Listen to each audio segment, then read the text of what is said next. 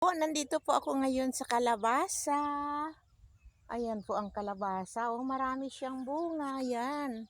Papakita ko po sa inyo. Ayan tingnan nyo yung bunga niya. Isang variety po ito. Yung tawag nila dito na kautuktik po. Ayan ayan marami maliliit pa yung iba. So, ito lahat tingnan nyo. Yan. Kalabasa po ito.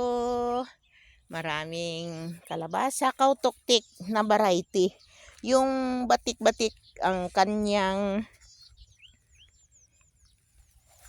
bunga. Ayan tingnan nyo, maliliit. Marami pang maliliit. Katatanim pa lang, hindi pa ito naha-harvest. Ayan, ang ganda ng yung mga kalabasa dahil maraming fertilizer ang inilagay. Ayan. Yan, thank you very much po.